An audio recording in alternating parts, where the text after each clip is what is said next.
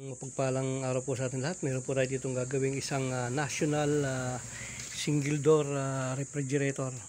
Bali, sabi po sa atin ng ating minamahal na customer ay nabili daw niya po ito sa junk shop. At kung mga daw nakita niya parang maganda pa ay binili niya. At dila na nga po sa ating dito.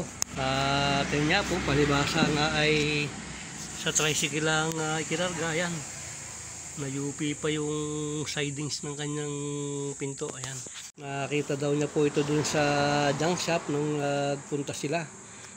Nakita niya medyo maayos pa at maganda, kaya ang ginawa niya binili niya dun sa junk shop, inuwi niya at nilinis, at ng kanyang malinisan niya po ay dinala sa atin. Ito atin pong titingnan kung ano po yung ating magagawa dito sa refrigerator na to na made in junk shop.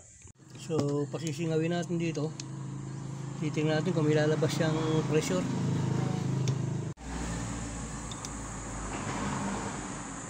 So wala na siyang pressure, hanapin natin yung kanyang butas.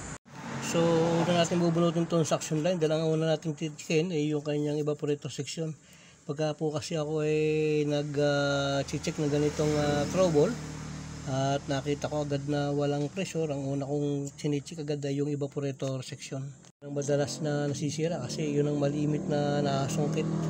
So gamit itong ating plastic, titingnan natin yung kanyang langis.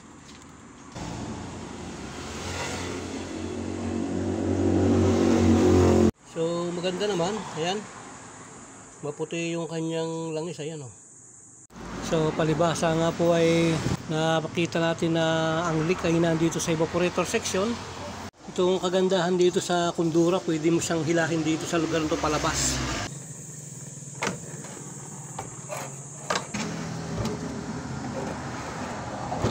Ayan o, nasama siya. Madali lang siya, buo kasi yan eh. Kaya madali natin siyang may lalabas. Lalagyan natin siya ng pressure na mga 125. So ilulubog natin siya rito. Tingnan natin kung saan ang leak niya.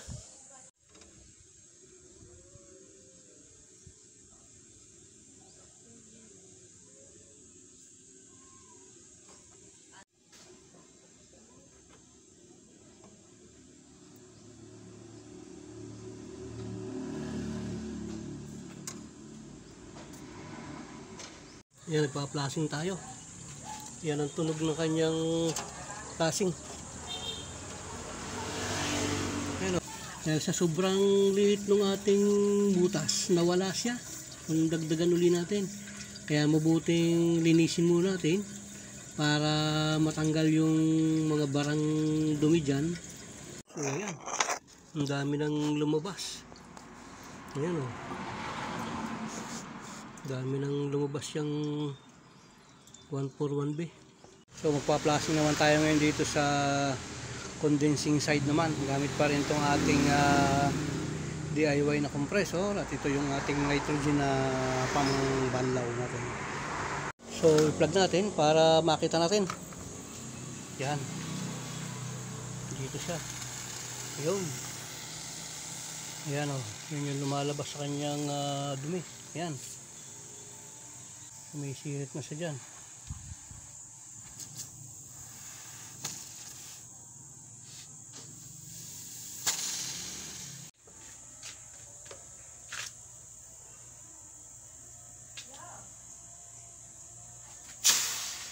Tingnan natin mabuti para malakas yung kanyang pressure. Sabay tingin sa gauge, baka sumubra. Ayun. Dagan pa natin, last na po ito.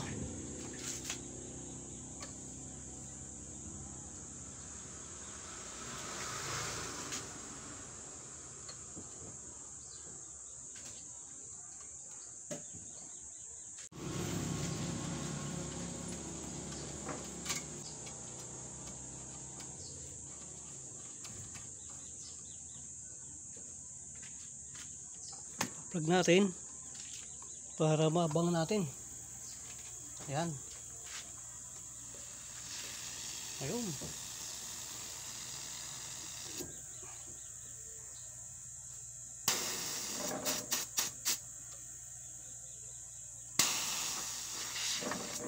Malinis yung kanyang condensing unit.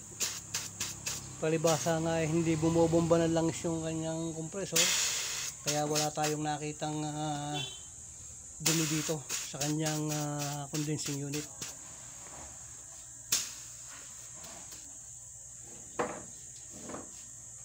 Ayan o, pinipigil natin hanggat mapipigil natin.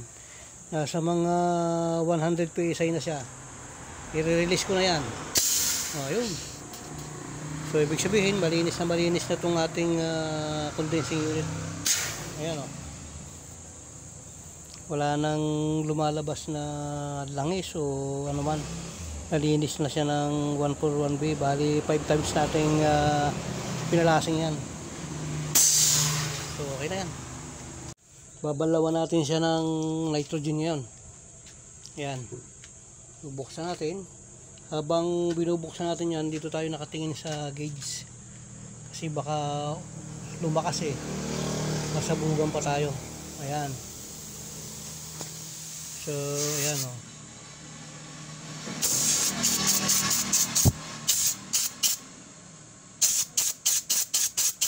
Nakita lang po bukas ng ating nitrogen. So, ayan. Malinis niya. Ayan o. Dahil nga ito ay malinis, ay papasok natin sa butas, kaya nilagyan natin siya ng tape para hindi siya makapasok yung dumi sa kanya. Ito naman, pinutol natin yung dulo. Ayan, sarado na rin yan. Ipapasok na natin siya dyan sa pinaghugutan natin. So dito natin siya ipapasok sa lugar na yan. Yan, dyan. Itong lugar na to, dito nakalagay yung ating thermostat control. Yung pasok niyan, papaganyan. Ayan. Papasok natin siya.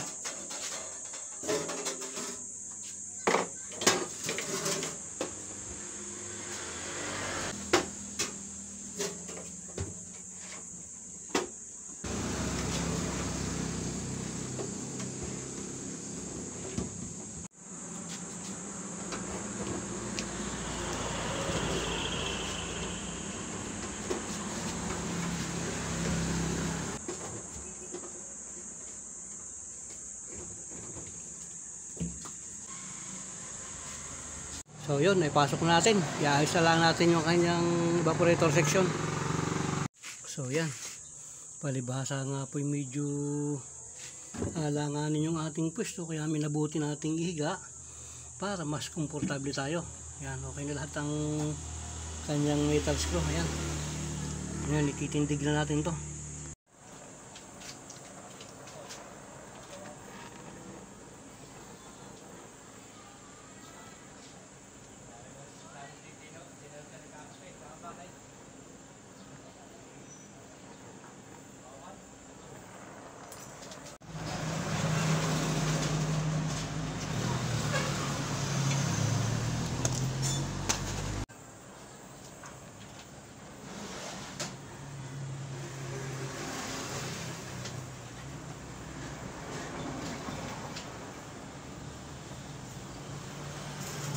So yan po, kinabit na natin yung kanyang evaporator. Okay na yan.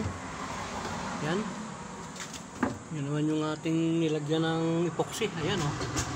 Epoxy lang, bago lang natin pipinturahan yan. Yan.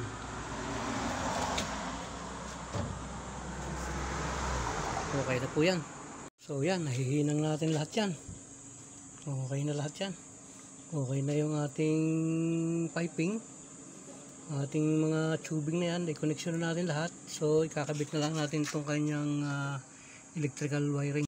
Dahil nga sa medyo madumi itong kanyang terminal, maganda sa ganito, nililinis natin para maganda yung daloy ng kanyang kuryente o ng power.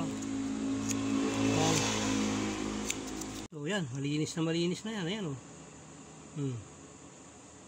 Ito din yung sa relay natin. Mahalaga po yan na malinis yung ating mga terminal. Hindi natin to. Kailangan medyo lapat na lapat lahat yan.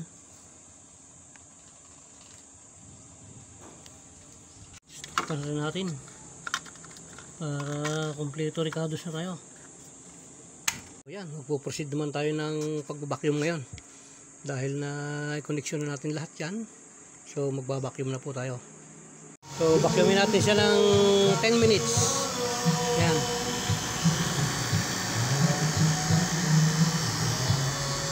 After 10 minutes, kakargahan natin siya. Yan, naka-ready na yung ating freon. At okay na yan within 10 minutes.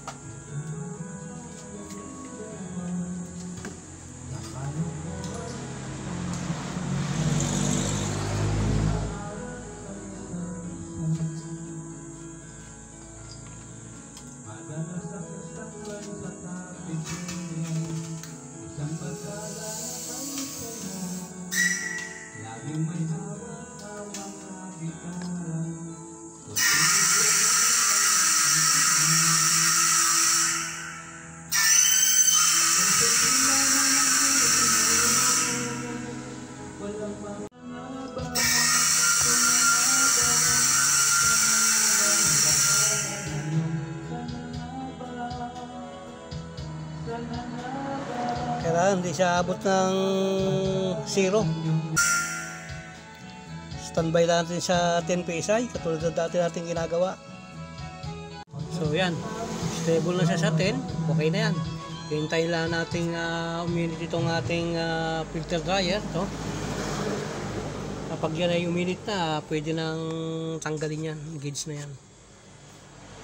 Dahil unang arangkadahan pa lang, nakakakuha tayo ng 0.9 amperes. So dahil sa mainit na itong ating filter dryer, pasado na sa ating testingan, tatanggalin na natin itong kanyang charging line. Yun, naka-ready na po dapat yung ating sabon na pang-leak test. Ayan. Yan, may bahagyang nabula. Natin higpitan. Yan, testing ulit. O yun, okay na. Punasan natin. Yan, pag napunasan natin, medyo pasilitin natin ang bahagya. Yun, para malis lang yung tubig dun sa loob. Tapos sarado natin.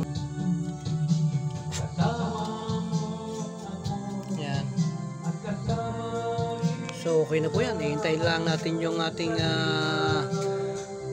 temperature doon sa loob ay bumaba. Tingnan natin yung ating ice tubig. Ayan, yung ating temperature. Ayan. Sisit lang natin siya sa 10. Ito naman yung ating ice tubig. Ayan, malamig-lamig na. Ayan. So hihintayin natin kung hanggang mamaya. Yung ating kinapalan. Yan. Yan, lamig na. Sige, tayin lang natin. Titingnan natin yung ilagay nating tubig kung napayelo niya at saka ilan ang temperature na inabot. So buksan natin. Dikit na yung gasket niya. So yan. Moisture na yung kanyang lalagayan. Ay, ayun. So yun, nakuha niya na yung negative 10. Ito, kumapit pa. Yun. Ayan, ang yelo niya. Ayan, oh. Tigas. Ito naman yung ating dinikitan. Ayan. So okay na po yan. Ang ganda niya, oh. So okay na yan. Sarado na natin. So okay na po yung ating ginawa na isa na namang tinapalan uli natin ng pandikit.